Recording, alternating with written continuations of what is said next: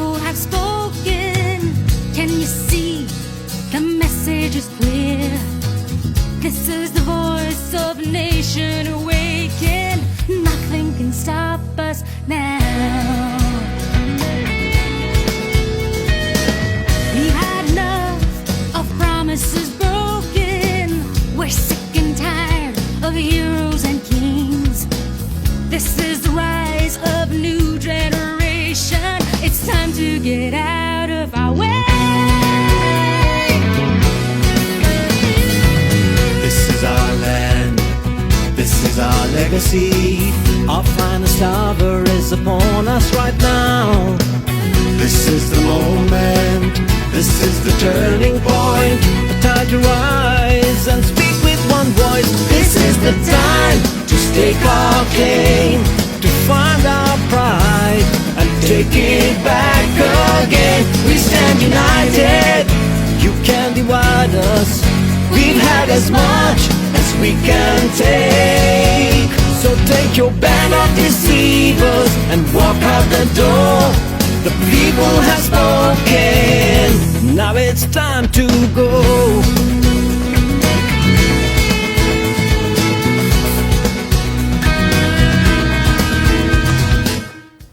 මම අගමැතිකම බාරගත්තේ රටේ ආර්ථිකය කඩා වැටුණු නිසා.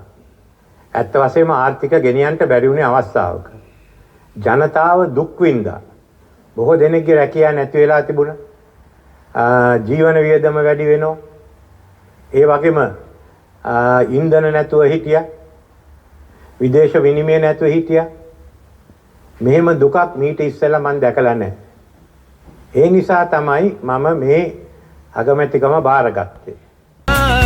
And speak with one voice. This is the time to stake our claim, to find our pride and take it back. 9th July 2022 becomes an epoch-making day in the history of Sri Lanka since getting independence in 1948 from the British.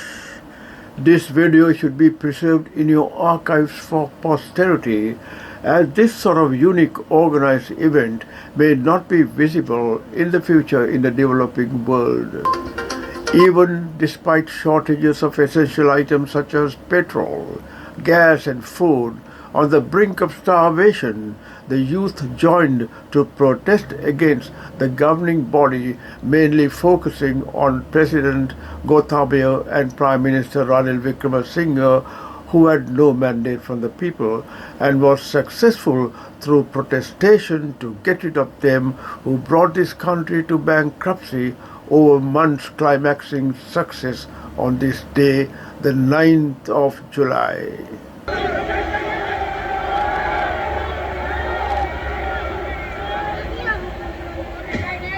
This video reveals a glimpse of the struggle the Aragalaya or struggle group shows to achieve that end.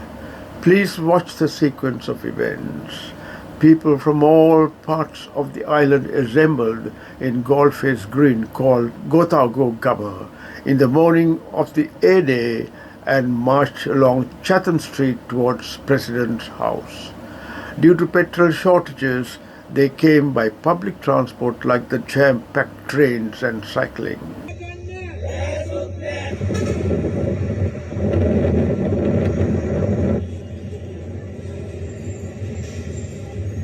They didn't go earlier, because had they gone earlier, there wouldn't have been any destruction. And it's time that we got all our stolen money back to this country. Earlier in the day, security forces in Colombo attempted to hold the line.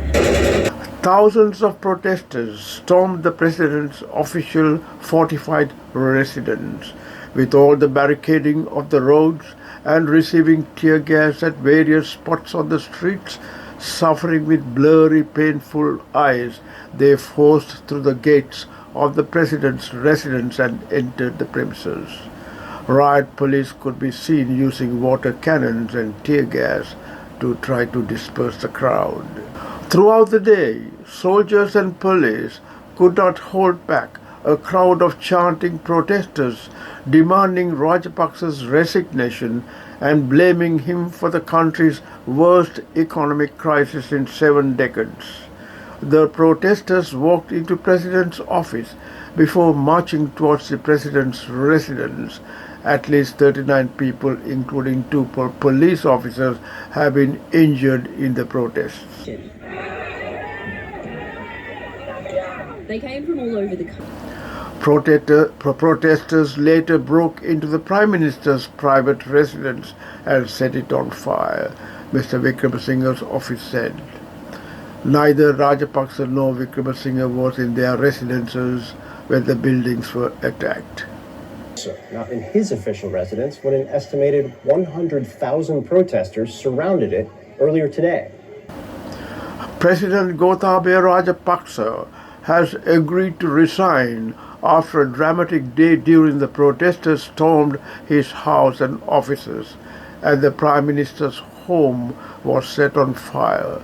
Speaker Mahinda Yapa Abeyewardena says he has been informed that he will resign from the presidency on the 13th. The decisions taken at the party leaders' meeting held on Sunday have been officially communicated to the president by the speaker through a letter.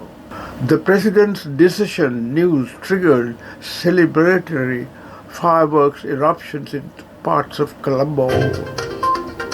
In a late-night message conveyed through the parliamentary speaker, Mahinda Yapa, the beleaguered president, said he would step down from power on 13th July to ensure a peaceful transition of power.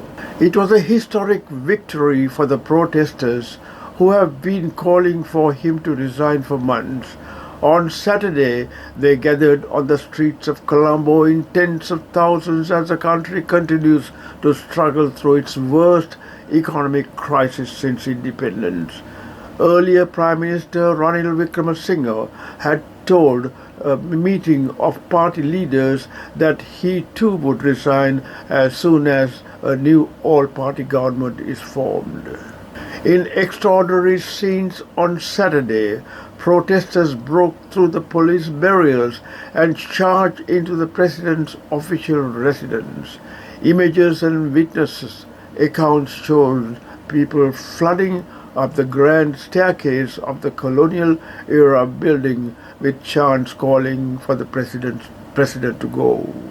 As protesters poured into the bedrooms and the kitchen and rifled through the president's possessions, many took full advantage of the president's luxury amenities which had been denied to them in recent weeks due to the rampant food and fuel shortages. Protesters were seen cooking curries in the kitchen, lying down on beds and sofas, lifting weights, jogging in his private gym, and jumping into the outdoor pool. The president was not at home, having fled to a naval ship the night before under military protection and remained in hiding as Saturday's events unfolded. After the protesters entered the presidential palace, a group of university students found rupees 17.8 million in a closet of the room which President Gotabaya Rajapaksa was said to be staying. The university students took steps to take that money into their custody and hand it over to the officer named Nisheda Fernando, senior superintendent of police of the special task force who was guarding the presidential palace then. He did not accept the amount there and informed the chief inspector of police, Mr. Sagar Lieneke. The Bar Association condemned the damage done to Mr. Ranil Wickremesinghe's house, including the burning of his property. The association points out that such actions will cause significant damage to the economy and people of Sri Lanka. The association requests not to do such acts or allow others to do such criminal acts. The International Monetary Fund said it is hoping for a resolution to Sri Lanka's political turmoil that will allow a resumption of talks for a bailout package after a violent day of protests.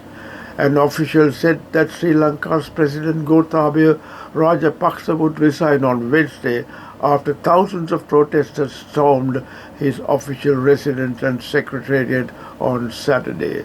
Protesters also set fire to Prime Minister Ranil Wickremesinghe's private residence. We hope for a resolution of the current situation that will allow for the resumption of our dialogue on an IMF-supported program, the IMF said in a statement. I hope this video presentation of the climax of Aragalaya Day, called the A-Day, on the 9th of July provided a glimpse of the events that took place during that epoch-making event. Stay safe until we meet again, and goodbye for now. The people have spoken, now it's time to go. This is the time to stake our claim, to find our pride and take it back again. We stand united, you can't divide us. We've had as much as we can take. So take your banner, deceivers, and walk out the door. The people have spoken, now it's time to